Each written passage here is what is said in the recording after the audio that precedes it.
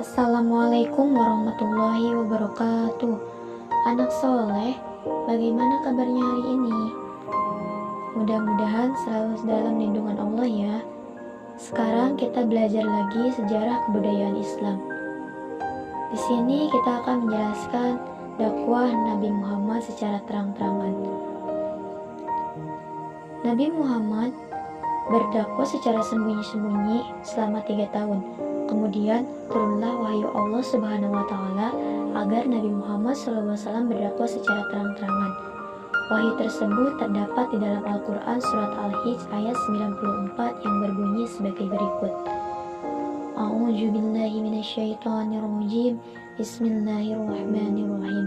Fasda' bima tu'maru wa'rid 'anil musyrikin. Yang artinya, maka sampaikanlah Muhammad secara terang-terangan segala apa yang diperintahkan kepadamu, dan berpalinglah dari orang yang musyrik.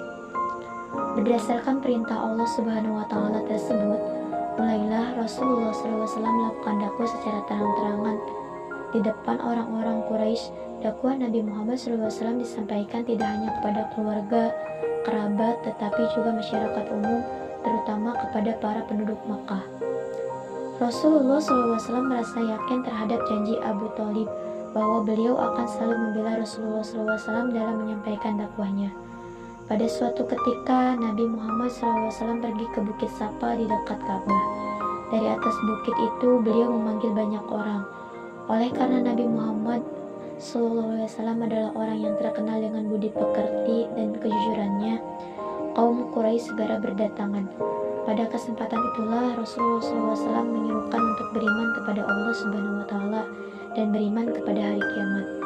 Rasulullah SAW berkata kepada orang-orang Quraisy, "Seandainya aku beritakan kepada kalian bahwa di lembah sana terdapat pasukan berkuda yang hendak menyerang kalian, apakah kalian mempercayaiku?" Orang-orang yang hadir pun serempak menjawab, "Ya, kami percaya. Kami belum pernah melihat kamu berdusta." Kemudian Rasul berkata lagi, "Jika begitu, dengarkanlah. Demi Allah yang tidak ada Tuhan selainnya, aku adalah utusan Allah.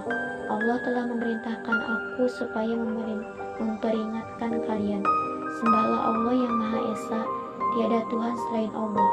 Maka bila kalian ingkar, kalian akan mendapat azab Allah di hari kiamat." Ajakan Rasulullah SAW kemudian mendapat tantangan keras dari kebanyakan kaum Quraisy. Mereka menyumpahi Nabi Muhammad SAW. Di antara mereka yaitu Abu Lahab, paman beliau sendiri.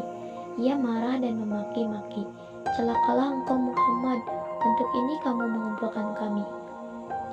Mendengar ucapan Abu Lahab, Nabi Muhammad SAW terdiam.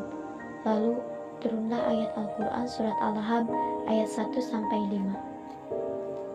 Yang artinya, "Binasalah kedua tangan Abu Lahab dan benar-benar binasa dia.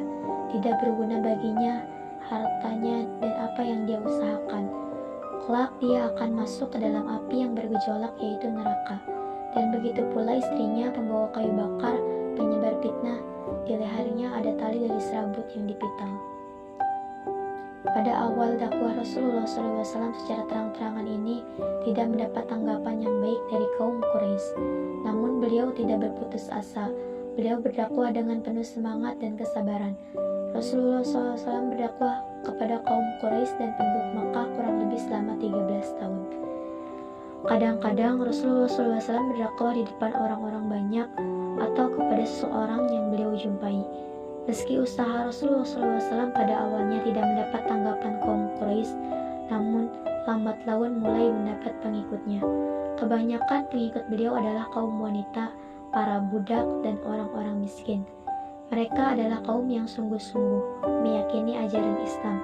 Mereka sangat kuat dalam keyakinan meskipun mereka saling disiksa dan dianiaya oleh orang-orang Quraisy dan tuan-tuan mereka. Rasulullah SAW sendiri selalu mendapat tantangan dari kaum Quraisy, namun paman beliau Abu Thalib selalu membelanya. Meskipun sejak memulai dakwah secara terang-terangan, beliau mendapatkan tantangan dan cobaan yang berat.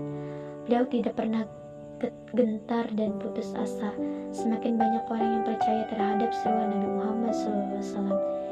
Itulah dakwah Nabi secara terang-terangan.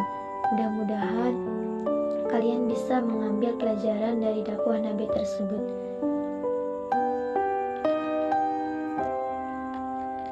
Dari pelajaran ini kita bisa mengambil bahwa Rasul itu tidak pernah putus asa dalam menyampaikan kebaikan.